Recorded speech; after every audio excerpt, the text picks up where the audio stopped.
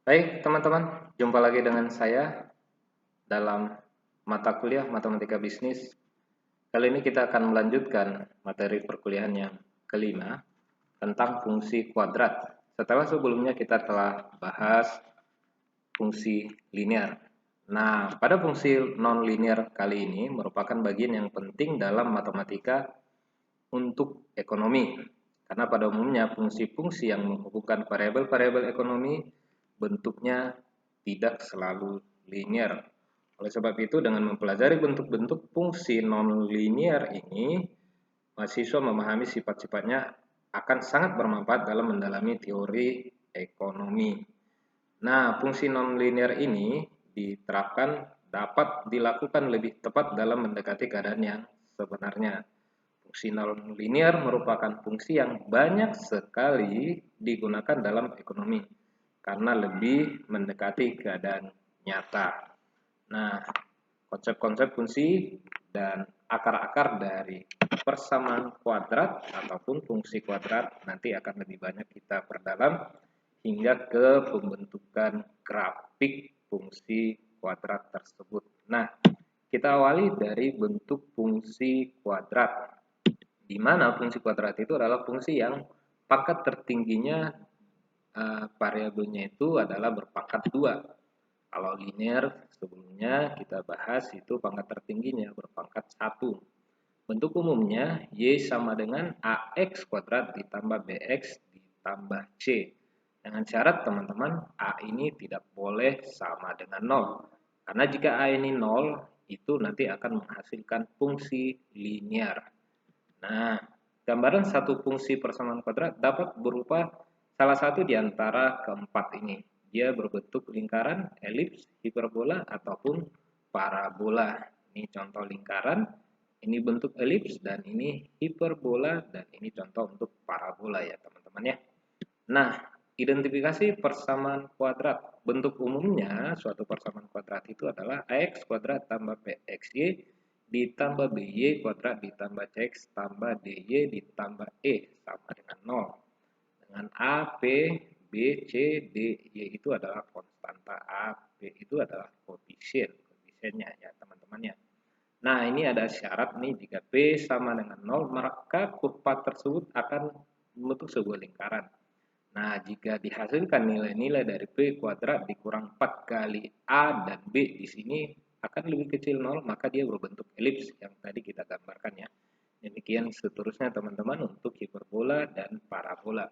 Namun apabila P sama dengan 0, bentuknya akan lebih kurang menjadi AX kuadrat ditambah B, karena ini akan menjadi 0. Kira-kira seperti itu ya teman-teman ya. Jika A sama dengan B tidak sama dengan 0, kurva sebuah lingkaran. Nah, sama seperti ini akan membentuk lingkaran, membentuk jika A tidak sama dengan B, ini tidak sama dengan B akan membentuk elips, dan jika A dan B berlawanan tanda, ya, A dan B ini berlawanan tanda, ini plus, kurva berbentuk hiperbola. Nah, jika A-nya 0 atau B-nya 0, A ini 0 ataupun B ini 0, tetapi tidak keduanya, kurva akan berbentuk sebuah parabola. Jadi di antara salah satu ini 0, A ini 0 ataupun B ini 0, itu sudah pasti akan berbentuk sebuah parabola. Baik yang terbuka ke atas ataupun yang terbuka ke bawah. Nanti kita akan tinjau lebih dalam lagi. Nah, kita lihat dulu. Nah, ini gambaran umum ya teman-temannya. Tadi ada lingkaran, ada elips, ada hiperbola, dan nanti lebih lengkapnya kita bahas yang parabola ya teman-teman ya. Nah, lingkaran ialah tempat kedudukan titik-titik pada suatu bidang yang mempunyai jarak tertentu dari suatu titik yang disebut titik pusat. Nah, bentuk umum lingkaran itu seperti ini teman-teman. AX kuadrat ditambah BY ditambah CX ditambah DY ditambah E sama dengan 0. Jadi, sebelumnya untuk menghemat durasi video ini, speednya kita tambah ya teman-teman ya. Nah, persamaan lingkaran itu dapat diubah ke dalam bentuk standar. Ya, ini dia. X kurang Y kuadrat ditambah Y kurang C dikuadratkan itu sama dengan R kuadrat. R itu adalah jari-jari. I dan Z itu adalah jarak pusat lingkaran terhadap sumbu Y dan sumbu X. Nah, R itu adalah jari-jari. Nah, ini contoh lingkaran ya teman-teman. Ini yang kita sebut tadi R. Nah, ini I dan J, titik I dan J ya. Nah, R kuadrat lebih kecil 0 itu artinya tidak ada lingkaran atau imajiner. Kalau ini negatif, lingkarannya tidak ada, kuadrat dari sini negatif ya, lebih kecil 0. Dan jika kuadrat dari jari-jarinya itu sama dengan 0, lingkaran berupa satu titik. Nah, titiknya saja di sini ya. Dan jika R kuadratnya lebih besar 0, terdapat lingkaran penuh. Nah, sebelumnya seperti ini ya teman-teman ya. Ini tadi jarak dari I dan J. Ini I-nya, ini J-nya ya teman-teman ya. Oke, nah ini contoh lingkaran yang berpusat di titik 00 dengan persamaan X kuadrat ditambah Y kuadrat sama dengan R kuadrat. Nah, ya, jika pusat lingkaran berimpit dengan titik 00 atau I sama dengan 0, yang tadi ya, I sama dengan 0, dan J sama dengan 0, artinya jarak dari sumbu X dan jarak dari sumbu Y terhadap jari-jari, terhadap titik pusatnya, itu sama dengan 0, maka dia akan berimpit di sini teman-teman. Jadi tidak ada I ataupun J-nya. Hasilnya adalah X kuadrat tambah Y kuadrat sama dengan R kuadrat. Ini tetap sebagai jari-jarinya. Oke, maka contoh. Jika bentuk umum lingkaran adalah X kuadrat tambah Y kuadrat kurang 6X kurang 8Y tambah 16 adalah 0. Nah, di sini ada contoh soal ya teman-teman. Ubah ke dalam bentuk standar. Bentuk standar itu maksudnya yang ini umumnya ya. X kurang I dikuadratkan ditambah Y kurang Z dikuadratkan sama dengan R kuadrat. Nah, ini kita banyak yang kita skip ya teman-temannya. Jadi kita tidak mungkin munculkan di dalam video ini untuk mengurangi durasi. Tapi sedikit banyak akan saya utarakan. Nah, ini bentuk umum persamanya tadi ya. Bentuk persamanya yang dari soal. Nah, X kuadrat tambah Y kuadrat kurang 6X kurang 8Y tambah 16 ini masih utuh ya teman-teman ya. Masih utuh, belum diapa-apain. Ini masih utuh ya dari persamaan awal yang dari soal ya. Nah, nanti dijadikan seperti ini ya.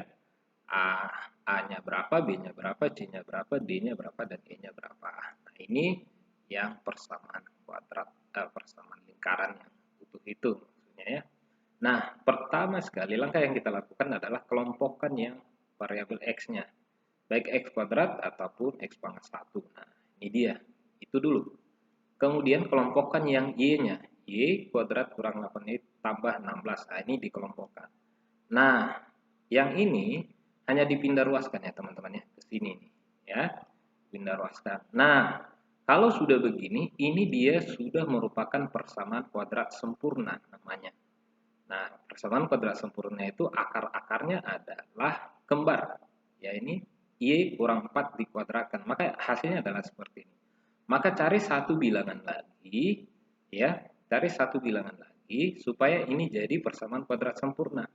Nah, di sini ada angka min 6, berarti yang persamaan sempurna kuadrat sempurna itu adalah 2 kuadrat 4, 3 kuadrat 9, 4 kuadrat 16 ya, seperti ini ya. Min 4 kuadrat kan juga 16. Nah, karena di sini min 6, cari dua bilangan yang jika dikuadratkan hasilnya adalah di sini, nilai di sini, dan jika dijumlahkan adalah hasilnya min 6. Hanya ada bilangan yang jika dikuadratkan hasilnya 9 dan jika dijumlahkan hasilnya min 6, yaitu min 3 dan min 3. Hanya ini faktornya. Nah, min 3 kali min 3 adalah positif 9, min 3 tambah min 3 adalah min 6. Jadi jadilah ini sebuah persamaan kuadrat sempurna yang akar-akarnya adalah X kurang 3 dikuadratkan. Nah, sudah sama kan teman-temannya? Itu maksudnya ya. Jadi titik pusat lingkarannya adalah 34, titik 34, dan jari-jarinya R-nya adalah 9 akar R kuadratnya. Jika R ini R-nya, ya kan? Tadi R di sini nih. Ini R-nya. R kuadratnya adalah 9, maka R-nya adalah 3. Ini 3 nih. Nah, oke. Oke ya teman-teman ya. Ini contoh grafiknya. Inilah persamaan lingkarannya. Nah, titik-titik potong ini bisa kita substitusikan ke persamaan ini ya teman-teman ya. Jika X-nya 3, maka Y-nya berapa? Y-nya 4 ya. Jika X-nya 6, maka Y-nya berapa? Tinggal disubstitusi saja. Nah, di sini juga ya teman-teman ya. Oke. Itu contoh untuk persamaan lingkaran dengan titik pusat lingkaran 3 dan 4 yang itu ini. Jadi X kurang 3 sama dengan 0, ya kan? X satunya adalah di 3. Y kurang 4 sama dengan 0. Sama dengan 0. Y satunya adalah 4. Kira-kira seperti itu. Dari situlah ketemu titik 3, 4. Ini jadi titik pusatnya. Oke, teman-teman ya. Lalu kita bahas tentang elips karena tadi pertama lingkaran, kemudian elips. Elips itu menyerupai lingkaran tapi jari-jarinya tidak sama ya, bidang dan jumlah jarak dari dua titik konstantanya. Nah, bentuk umumnya AX kuadrat masih sama ya sebenarnya teman-teman. Apa yang membedakan A tidak sama dengan B? Itu yang membedakannya. A dan B mempunyai tanda yang sama ya. Itu. Jadi ini persamaannya X kurang Y kuadrat per R1 kuadrat tambah Y kurang C kuadrat per R2 kuadrat. Apa ini ciri? Ini ciri dari elips. R1 dan R2 ini berbeda teman-teman ya. Jari-jari 1 dan jari-jari 2 itu berbeda. Tergantung bagaimana dia menghadap kemana. Ini R1-nya lebih panjang daripada R2-nya. R1 lebih besar daripada R2-nya. Nah, ini lebih panjang daripada ini ke sini ya. Dari titik pusat ini ke sini lebih panjang daripada ini. Ini artinya elipsnya itu sejajar dengan sumbu X. Nah, kalau sebaliknya R2-nya ini lebih panjang, dia nanti akan sejajar atau vertikal terhadap sumbu Y. Itu saja bedanya teman-teman ya. Nilainya tetap sama dengan 1 I dan Y ini jarak dari titik sumbu X dan sumbu Y, teman-teman ya. Nah, ini contohnya R1 lebih besar R2 ya kan ya. Ini yang R1 lebih kecil R2. Nah, ada contoh soal nih. Tentukan titik pusat dari dan jari-jari pendek dan jari-jari panjang persamaan elips. Nah, 4x kuadrat tambah 9y kuadrat tambah 16x dikurang 18y kurang 11 sama dengan 0. Nah, ini contohnya, ini cara penyelesaiannya, teman-teman ya. Jadi ini pasti persamaan dasarnya. Dari soal belum diapa-apain. Nah, 4x kuadrat tambah 16x hanya dikelompokkan ya. Yang mana X dan yang mana Y ya teman-teman ya. Hanya dikelompokkan saja. Ini kita pisah apa-apa. Nah, dikeluarkan 4-nya nih. 4 kan ini dibagi 4 nah, sama ya. Hasilnya nilainya ini juga nanti 4x kuadrat tambah 16 sama kan ya teman. Ini juga sama dikeluarkan 9-nya ini lalu ini dikurung. 9 kurang 2 adalah 18 tetap ya min 11. Nah, ini kan sudah jadi persamaan kuadrat sempurna. Oh ya, kalau di sini kita tambahkan 4, 16 ya. 4 kali 4 itu 16. Maka di ruas kanan ini juga sama ya. Demikian juga tadi yang bentuk lingkaran ya. Ruas kiri dan ruas kanan. Yang ini tadi. Nah, yang soal sebelumnya ini. Jika di sini kita tambahkan 9, maka di ruas kanannya juga harus kita tambahkan di 9. Nah, ini juga sama. Kalau di sini kita tambah 16, supaya ini kan ada tanda sama dengan ruas kiri dan ruas kanan itu tetap stabil atau tetap seimbang ya. Nah, min 16 ini tadi memang dari persamaan awal. Kita lanjut ya. Tadi tentang elipsnya. Nah, ini dia. Jadi kalau di sini kita tambahkan 4 kali 4, 16, maka ruas kanan juga sama ya. Ini jadikan persamaan kuadrat sempurna ya. 9 kali 1 9 dan di sini juga ditambah 9 ya teman-teman ya. Nah, ini akarnya karena ini sudah bentuk persamaan kuadrat sempurna. Di mana faktor dari sini adalah 2 dan 2 ya. Jika dikali hasilnya 4, jika dijumlah hasilnya positif 4 juga. Ini juga sama nih, faktornya adalah min 1 kali min 1 positif 1, min 1 tambah min 1 negatif 2. Itu saja ya teman-teman ya. Tidak ada, hanya disederhanakan.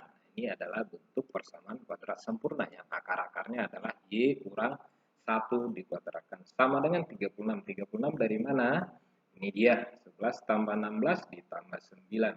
Nah, ini kedua ruas dibagi 36 gitu ya teman-teman ya. Sehingga nanti ketemu X tambah 2 kuadrat ditambah ya seperti ini kuadrat per 9 karena 4 dibagi 36 adalah 9. Nah, ini juga sama 9 bagi 36 tinggal 4 Nah, 36 bagi 36 tinggal 1. Nah, yang mana R1? Ini jadi R1. Tapi ini masih dalam kuadrat. Dan ini jadi R2, tapi masih dalam kuadrat. Yang mana I dan yang mana J-nya? Yang ini tadi. I-nya adalah X tambah 2 sama dengan 0. X1-nya atau sama dengan I-nya adalah, atau I sama dengan min 2. Nah, J-nya gimana? Ini dia. Y kurang 1 sama dengan 0. Y sama dengan 1 atau J sama dengan 1. Jadi min 2, 1 ya teman-teman. Dari situ pusat elipsnya ya. Nah, R1, R2, ini R1 kuadrat, ini R2 kuadrat. Karena R1 kuadrat adalah 9, maka R1-nya adalah akar dari 9. Sebenarnya kalau R1 kuadrat sama dengan 9, maka R1-nya bisa positif 3, bisa negatif 3. Tapi kali ini diambil yang positif ya, teman-teman ya. Sama, jika R2-nya adalah 4, maka jika R2 kuadrat adalah 4, maka R2 adalah akar dari 4. Jadi sebenarnya min 2 kuadrat juga 4, positif 2 kuadrat juga 4. Jadi diambil yang positifnya saja, teman-teman ya. Oke, itu dia. Jadi jari-jari panjangnya adalah 3, jari-jari pendeknya adalah 2. Karena di sini R1-nya lebih besar daripada R2-nya. Nah, apa yang terjadi tadi, dia sejajar dengan atau horizontal sejajar terhadap sumbu X-nya. Oke, kita lanjut teman-teman. Hiperbola. Tadi sudah kita bahas tentang lingkaran, elips. Nah, kita lanjut dengan hiperbola. Apa itu hiperbola? Hiperbola adalah tempat kedudukan titik-titik perbedaan jaraknya terhadap dua fokus selalu konstan. Nah, hiperbola ini juga banyak digunakan dalam menyelesaikan persoalan-persoalan ekonomi yang mendekati keadaan sebenarnya ya, teman-temannya. Nah, di sini ada ini parabolanya. Oh, dalam hiperbola itu kita cenderung ketemu dengan asimptot. Ini contoh rumus atau bentuk hiperbola yang sejajar sumbu X ya teman-teman ya. Berarti ada juga yang sejajar nanti sumbu Y. Nah, ini cirinya nih, ada namanya garis asimptot. Asimptot itu sebuah garis lurus yang akan didekati namun bersentuhan oleh sebuah kurva yang tegak. Dia sama sekali tidak bersentuhan, tapi dia didekati dari sini. Saat kemudian dia balik lagi. Nah, garis inilah disebut asimptot, baik yang miring ataupun yang tegak ya. Jadi ada asimptot yang miring, ada asimptot yang tegak. Nah, ini titik pusatnya nih. Nah, ya, I dan J. I-nya jarak dari X terhadap dari titik pusat terhadap sumbu X, J-nya dari jarak dari titik pusat terhadap sumbu Y-nya. Nah, asimptot itu apa tadi? Jadi ada garis, ini garis tegak lurus yang dia didekati oleh parabola itu, namun dia hanya mendekati lalu menjauh. Ini tak hingga nih. Jika diteruskan ini tak hingga. Ini gambarnya harusnya ini tidak patah ya teman-temannya. Langsung melengkung, ini puncaknya, sama ini juga harusnya tidak patah ya teman-temannya, tidak membentuk sudut. Itu tentang hiperbola ya teman-temannya. Nah, jadi asimptot itu tadi ada asimptot miring, ada asimptot tegak, ada juga asimptot yang horizontal atau mendatar. Nah, ini yang terakhir, karena ini yang terakhir, ini yang paling banyak kita gunakan dalam fungsi non-linear. Bentuk parabola itu sebenarnya sama dengan bentuk persamaan kuadrat, ya. Y sama dengan AX kuadrat tambah BX ditambah C. Dengan A tidak boleh 0. Karena jika A-nya ini 0, maka ini akan terjadi sebuah persamaan linear ya teman-teman ya. Titik puncak sebuah parabola ini disebut X puncak ya. X puncak. Nah, ini disebut Y puncak ya teman-teman ya. Nah, contoh, jika fungsi kuadrat Y sama dengan X kuadrat kurang 8X tambah 12. Carilah koordinat titik puncaknya. Nah, koordinat ini sudah saya sampaikan barusan bahwa ini adalah min B per 2A, itu adalah X puncak, dan min D atau B kuadrat kurang 4AC per 4A adalah Y puncak. Nah, koordinat titik puncak parabola yaitu dia nih, min B, B-nya berapa tadi? Dari sini Ini kan A-nya sama dengan 1, A-nya sama dengan 1, B-nya sama dengan min 8, ya. Ya, ini mouse-nya lumayan kaku ya teman-teman ya. C-nya sama dengan 12, jadi mohon dimaklumi ya teman-teman ya. Kita pakai peralatan seadanya. Yang penting esensinya ketemu, kita dapat ilmunya, kita bisa berbagi ya teman-teman ya. Nah, X puncak apa tadi? Ini X puncak nih. Ini X puncak. Dari mana diperoleh X puncak ini? Titik balik Y puncak. Y puncak ya. Dari mana diperoleh? Dari min B per 2A. B-nya tadi min 8. Min 8 ya kan ya. Min 8. Jadi positif 8. 8 dibagi 2 adalah 4 ya.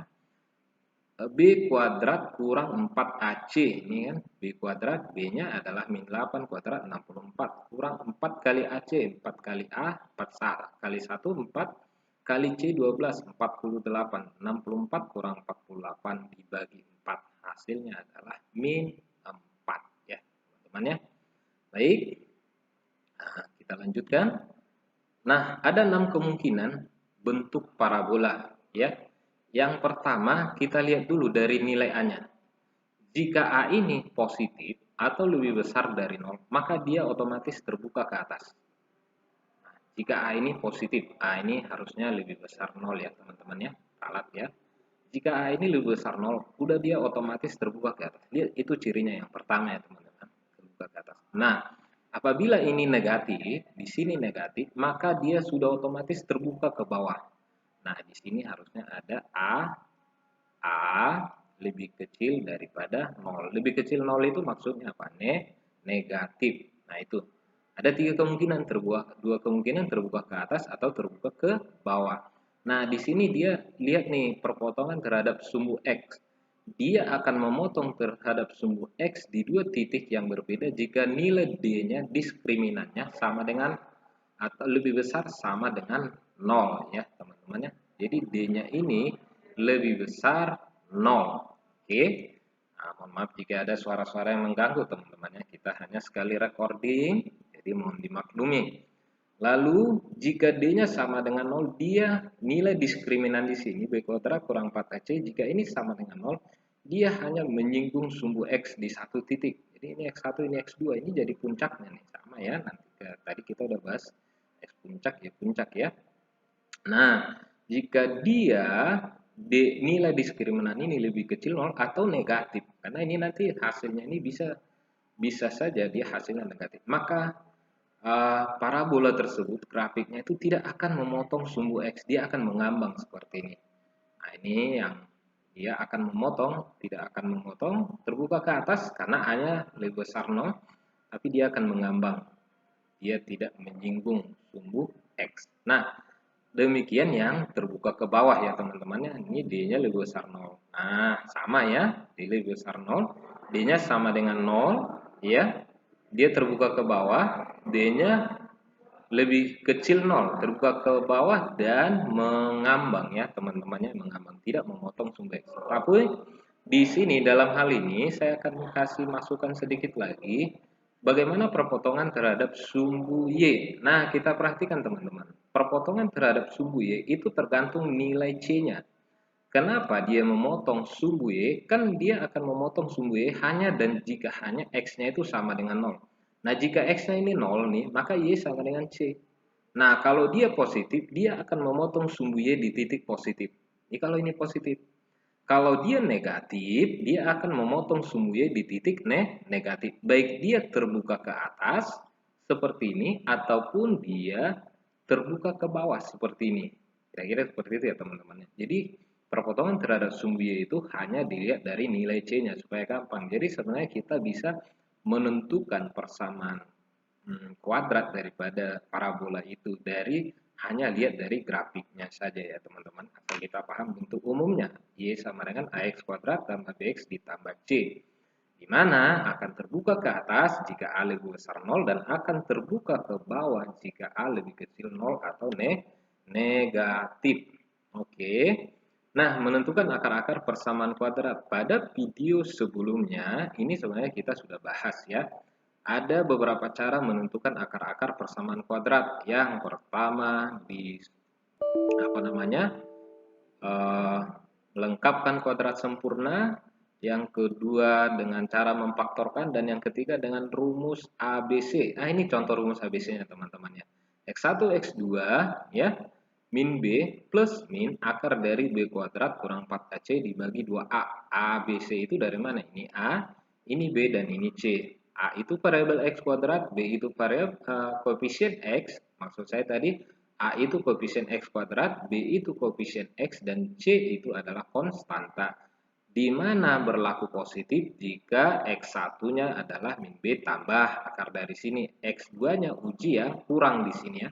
Jadi berlaku plus atau min. Jadi X1-nya pakai yang plus, X2-nya nanti pakai yang negatif atau kurang ya. Nah, suku dalam tanda akar persamaan yaitu D. Nah, ini maksudnya ya. Nilai diskriminan B kuadrat kurang 4ET disebut diskriminan atau D ya. Titik maksimum dan titik minimum dapat ditentukan dengan dari parameter A dan nilai dari diskriminannya, teman-teman ya. Oke, menggambarkan grafik persamaan kuadrat. Nah, kurva parabola dengan persamaan Y sama dengan X kuadrat kurang 8X tambah 12. Sebenarnya langkah pertama kita untuk membuat grafik persamaan kuadrat itu adalah identifikasi dulu seperti yang tadi kita sampaikan di awal. Ya, ini X sama dengan 0 itu untuk mengetahui titik potong terhadap sumbu Y. Ini dia yang saya bilang tadi. Kalau ini 0, nah maka dia akan memotong sumbu Y di titik positif, berarti 12. Ketemulah titik X0 12 gitu ya. Nah, Y sama dengan AX kuadrat tambah BX ditambah C. Ini nanti kita pakai untuk perpotongan terhadap sumbu Y. Nah, kita tebak dulu nih teman-teman. Kalau dari sini A-nya positif 1, apakah kurvanya terbuka ke atas atau terbuka ke bawah? Silahkan dijawab sendiri ya teman-teman ya, komen di bawah. Nah ya, nah jawabannya adalah terbuka ke atas karena positif. Nah yang lain kan belum kita hitung apakah D-nya lebih besar 0 atau lebih kecil 0 tadi ya teman-teman ya. Hanya ada 3 kemungkinan, lebih besar 0, lebih kecil 0, atau sama dengan 0 ya. Kita lihat lagi X1, X2. Oh ini dia menggunakan rumus ABC ya. Di mana ya X1 dan X2 itu adalah min B plus min akar dari B kuadrat min B. Min 8 ya. Kan min B ini tadi ya. Min 8 plus min akar dari 64 kurang 48. B kuadrat. Min 8 kuadrat 64. Ya ini yang tadi nih. Ya akar dari 64. Jadi akar dari 16 hasilnya adalah 4. 8 ditambah X1-nya pakai yang positif, yang tambah. 8 ditambah 4 per 2 ya. 12 bagi 2 adalah 6. Itu X1-nya. Dan X2-nya adalah pakai yang negatif ya. 8 dikurang 4 setelah diakarkan ini ya teman-temannya. Jadi tambah dan kurang. Jadi X1-nya pakai yang tambah, X2-nya pakai yang kurang. 8 dikurang 4 adalah 4 dibagi 2 adalah 2. Jadi X1-nya 6 dan X2-nya 2. Jadi ketemulah titik 60 dan 20 gitu ya. Karena yang dicari adalah perpotongan terhadap sumbu Y. Jika Y-nya 0, maka ketemu nih titik 1 0 6 0, X-nya 6, Y-nya 0, dan titik yang kedua adalah X-nya 2, Y-nya 0. Nah, inilah perpotongan terhadap sumbu Y. Berarti dia memotong sumbu Y di titik positif seperti ini teman. 2. Berarti D-nya lebih besar daripada 0. Titik potong terhadap sumbu Y adalah 20 dan 60. Ini grafiknya teman-teman. Dari mana titik 012 ini? Ya ini tadi nih. Perpotongan terhadap sumbu X. Jika X-nya 0, Y-nya sama dengan 12. Sudah. 1. Perpotongan terhadap sumbu X ya. Ya. Perpotongan terhadap sumbu X, Y-nya 0. Ya, temu titik tadi 20 dan 60. Oke. Nah, serta titik ini hanya diuji jika X-nya 8, Y-nya berapa. Ini boleh diuji untuk memperpanjang ya teman-teman ya. Tapi ada satu lagi yang perlu kita uji adalah titik puncaknya. Yang mana X puncak dan yang puncak adalah min B per 2A. Nah, ketemu di sini setelah kita masukkan nilai-nilainya min B, min 8 per 2A itu adalah 4. Kemudian Y puncaknya min B kuadrat. Nah, ini tadi 64 kurang 48 dibagi 4A gitu ya teman-teman, adalah min 4 gitu ya. Oke, kita lanjut. Nah, hanya satu tadi, B-nya min 8 dan C-nya 12 ya. Oke, di sini ada soal latihan teman-teman. Jadi ini buat latihan saja ya teman-temannya. Apakah parabola terbuka ke atas? Nah, tolong dijawab ya. Kalau tadi menyimak pasti tahu nih jawabannya nih. Silakan komen di bawah apa jawabannya nih. Apakah parabola terbuka ke atas atau ke bawah? Silakan komen di bawah untuk jawaban A. Nah, saya rasa bisa juga dengan B ya. Kalau tadi menyimak ya teman-teman ya. Carilah koordinat titik puncaknya. Koordinat titik puncaknya X puncak dan Y puncak seperti yang ini ya. Nah, tinggal cari pakai rumus ini berapa X puncaknya dan berapa Y puncaknya untuk mencari titik ini ya teman-teman ya. Sekalian untuk latihan. Oke, demikian teman-teman, tetap semangat, perbanyak latihan ya teman-teman. Ini untuk persamaan elips, tinggal ikutin contoh soal yang sudah ada tadi. Membuat titik pusat, jari-jari pendek dan jari-jari panjang. Gambarkan grafiknya ya, hanya sketsanya saja dibuat ya teman-teman ya. Oke, sampai ketemu di sesi berikutnya. Terima kasih, mohon maaf jika ada kesalahan-kesalahan dalam pengucapan belibet ya teman-temannya dan dalam perekaman video ini. Semoga mahasiswa-mahasiswa saya yang di sesi 1 ataupun sesi 2 di Universitas Budi Dharma, khususnya yang semester 1 manajemen, bisa mendapatkan pencerahan dengan adanya video pembelajaran ini. Juga mahasiswa lainnya yang sedang belajar mata kuliah ini di semester ini ya teman-teman ya. Oke, tetap semangat. Sampai ketemu di sesi berikut.